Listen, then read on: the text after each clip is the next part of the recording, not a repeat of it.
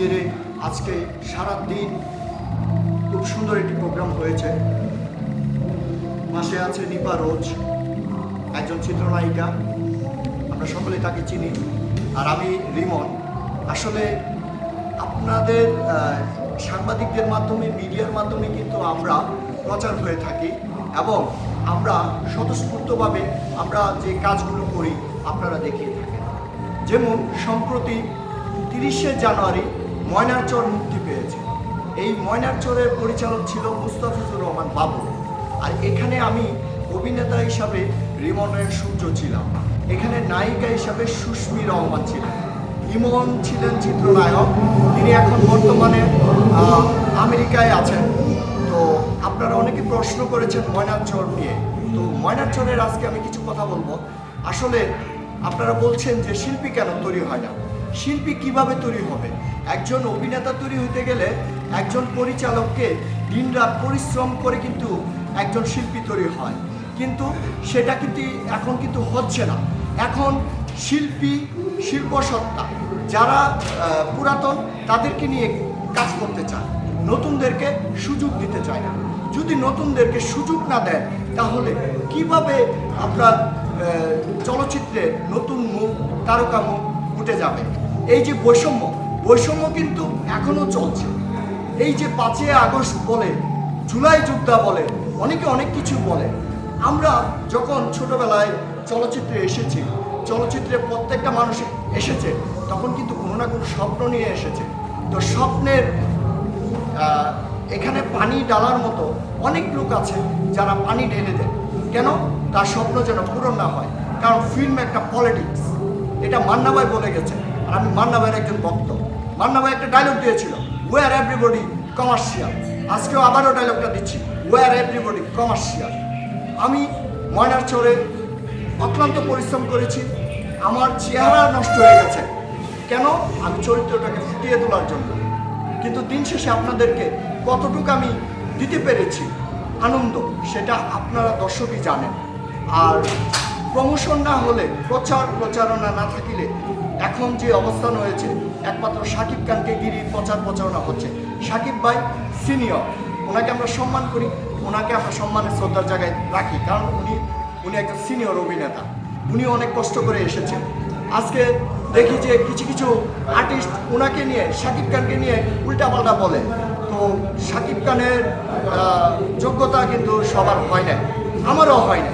তো আমি একটা কথাই শাকিব ভাইয়ের কাছে আপনাদের মাধ্যমে, সাংবাদিক মিডিয়ার মাধ্যমে রিকোয়েস্ট করব, আমরা যারা নতুনরা কাজ করতে চাই, আমরা ডান্স করি, আমরা অভিনয় শিখছি, আমরা পারফরমেন্স শিখি, হ্যাঁ, তাদেরকে যদি শাকিব ভাই আমাদেরকে নার্সিং করে, শাকিব খান যদি আমাদের বড় ভাই হিসাবে আমাদেরকে দায়িত্ব নেয়, তাহলে যেমন ধরেন আমি যদি বলিউডে যাই, বলিউডে যখন শাহরুখ খানের ছবি, তারপর ওম শান্তি ওম, তারপরে জব তক হ্যায় জান, আপনি যদি ছবিগুলো দেখেন, এখানে দেখবেন এখানে যে বিষয়টা আছে, সেখানে দেখবেন যে শাহরুখ খান অনেক আর্টিস্টদেরকে সাপোর্ট দেন।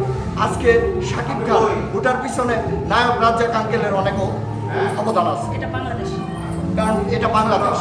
তো এখন যে বিষয়টা হচ্ছে, আজকে যদি আমি একটা সাক্ষাৎকারে দেখেছি, শাকিব খান ভাই বলেছেন, যেহেতু সুপারস্টার বড় ভাই, উনি বলেছেন যে রাজ্জাক আঙ্কেল আমাদেরকে অনেক সহযোগিতা করেছে। আসলে শাকিব খানেরও এই মুহূর্তে, শাকিব ভাইয়েরও এই মনোভাবটা নেওয়া উচিত, কারণ উনিও এখন রাজ্জাক আঙ্কেলের মতো বয়স হয়ে গেছে, ওনার বয়স অনেক। শাকিব খান ভাই আজকে আসে নাই ইন্ডাস্ট্রিতে। যেমন সালমান খান যদি বলি, বলিউডের সালমান খান কিন্তু আপনার এই অনেক নায়ক নায়িকাও উনি সাপোর্ট দিয়েছেন। উনি জানতেন যে আমি যদি গুরু হই, শিষ্য আগে এগিয়ে যাক, কিন্তু আমি একদিন যখন বস হব, তখন আর আমার কাছে কোনো শিষ্য থাকবে না। তো ময়নারচরের যে বিষয়টা, ময়নারচরের যে পরিচালক ছিলেন মুস্তাফিজুর রহমান বাবু ভাই, উনি একটা বিখ্যাত ডিরেক্টর। আজকে এখানে ময়নারচর নিয়ে একটি কথাই বলবো, ময়নারচরের প্রমোশন ঠিকভাবে হয় নাই, প্রচারণা হয় নাই। কেন হয় না আমি জানি না, এটা একটা অনুদানের ছবি, ঠিক আছে। আমার নেক্সট আরও 2টি ছবির কাজ হবে, আমি নাম প্রকাশ করবো না। অনেকে নাম প্রকাশ করলে এটা একটা ভিলেজ পলিটিক্স, ফিল্ম পলিটিক্স হয়ে যায়। দেখা গেছে আমাকে বাদ দেওয়ার অনেকে চেষ্টা করবে, এটাই স্বাভাবিক।